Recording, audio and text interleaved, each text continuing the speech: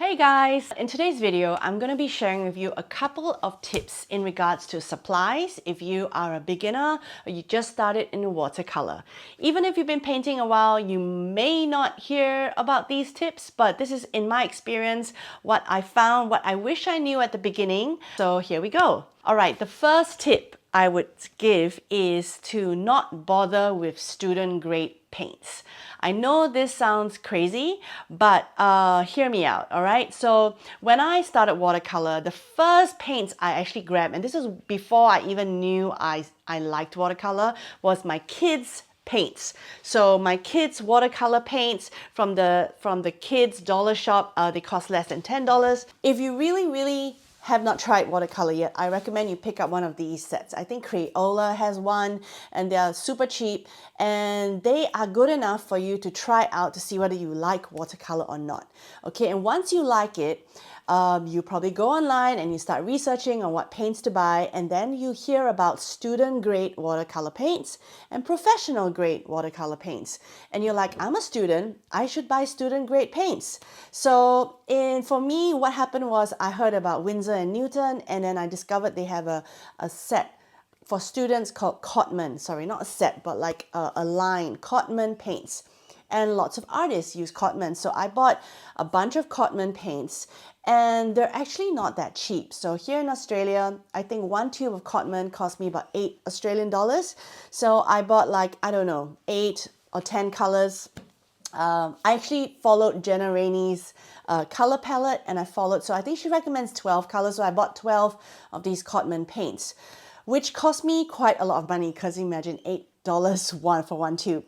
And I squeezed in my palette, I painted a bunch of paintings. Very shortly after that, I really struggled to get the vibrancy and the brightness that I saw in Jenna Rainey's tutorials, especially the green, the sap green. It was just dull, it was just not as bright as I liked.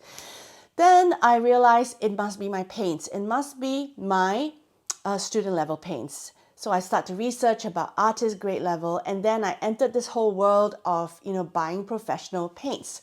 And if you look at Winsor & Newton, the brand, and you go for the professional grade, of course, it's going to cost like, $20 a tube, $30 sometimes in Australia. But there are actually other brands of professional level grades that are super vibrant that you can still purchase at a fraction of the price. And here are some of them. So the first one I want to talk about is this one called Kurutake Ganzai Tambi. It's a Japanese brand, and this one you'll find it in all the great art stores, and I'll link it in Amazon's link below.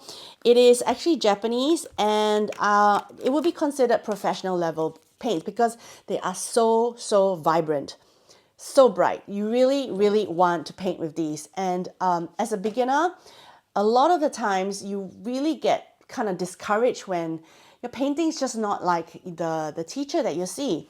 So this is a painting that I just painted with these paints, and this is available for my Patreons if you want to learn how to paint this, and just check out how vibrant and bright they are. All right, so these are the first brand that I recommend. There's also a heap of other brands that I use. Korean brand paints, okay, so PwC Shinhan. I have a lot of PwC Shinhan. I love PwC Shinhan. It depends where you are in the world. They are different price, but I got mine from Singapore, and they're about $5 a tube for a 15 mil tube. So sorry, they range from $4 to $10, so depending on the different colors. There's a big tube, super vibrant, super buttery. I love the permanent rose. I really love the permanent rose. I love the sap green. So PwC Shinhan. What other brands? Magella. I know some of you might have heard of Magella's, also Korean brand, also really cheap. What do we have? Of course, my favorite Mei Liang watercolor palette. So Mei Liang is actually the student grade of Paul Rubens. So I know say don't get student grade, but for some reason these student grades are super bright and vibrant. So Mei Liang is part of the Paul Rubens. So I'll link all of this in the description below. 2 different color tints, and of course Paul Rubens. Here we go. Paul Rubens paints itself. So this one here is, I think, the 5th generation paints. Artist grade at a fraction of a price. I believe about $50 for all these colors. Many, many colors. All right, what else? Oh yes, I also have this Paul Rubens floral set, which I haven't opened yet. I'm yet to do an unboxing and video. But what I'm trying to get at is, this first tip is don't bother with Cotman. I think that's really what I want to say. Don't bother with Cotman, Winsor & Newton Cotman, or any of the professional levels, student grade. Basically what happens is that there's less pigment in there, lots of binder, lots of all the other stuff. So it's not as rich and not as vibrant. So, and paints are something that really last a long time. For watercolor, a little bit goes a long way. So you won't feel the pinch as much. You know, spend a little bit, get a 15 ml tube of permanent rose. It will last you for ages and ages and ages. That's my first tip for you. All right, the second tip I have is learn about your brushes. Okay, learn about brushes and make sure you buy the right brush. So for me, I heard about Princeton brushes, and I made a video all about comparing the 5 different Princeton brushes that you can watch after this one. But it's so important to learn what you like about brushes. If you want to paint florals like I do, loose florals, synthetic semi-stiff brush is what you like. Don't get something too soft, because in watercolor, sometimes when you go to the shops and you look and you browse and you look for watercolor brushes, they are super expensive. They're made of squirrel hair. They're like, you know, $70 to $100. You don't need those brushes. You just need a relatively good synthetic brush. Watch my Princeton video, the Princeton Heritage, Princeton Velvet Touch, and to be honest, if you don't want to be fancy at all, just a normal acrylic brush does the job, all right? So even those cheap acrylic budget brushes that you see in the dollar store, those will actually work for you at the start. You don't need to spend a lot of money on brushes at the beginning. Just don't go and splurge on those really expensive brushes at the start. You really don't need to. The third tip I want to share with you is you don't really need to invest in 100% cotton paper that soon, okay? So for me, I found at the start of my watercolor painting life, I really couldn't tell a difference whether I was painting on cotton or cellulose paper. I found Canson XL pretty good.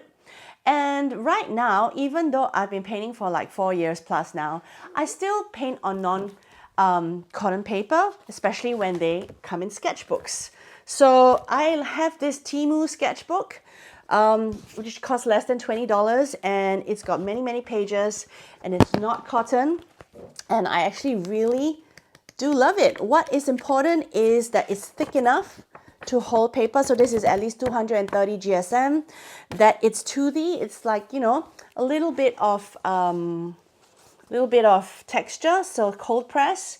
And I find that just for me to play and experiment, playing in non-cotton sketchbooks really makes me feel more free and less likely to feel like I'm spending a lot of money and stuff.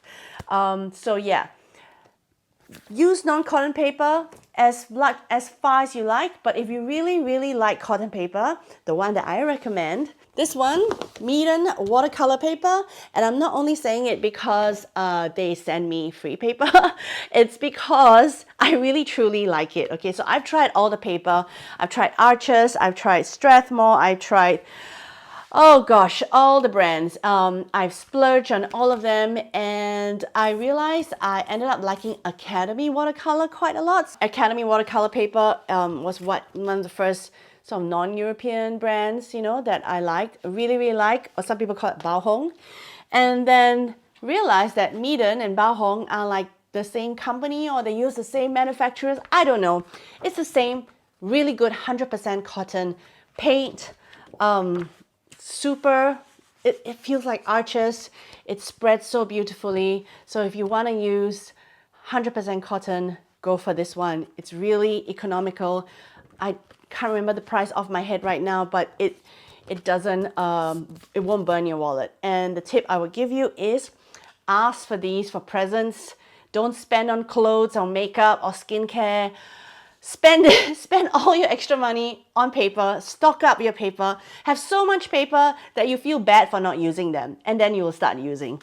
All right, that's my little offshoot tip that I wanted to share. All right, next one. Okay, so we've talked about paint, we talked about brushes, we talked about paper. The next tip I want to share with you is water. So my advice is to use the biggest water cup you can find and transparent. All right, so transparent cups are the best because then you can really see how muddy or murky it's become.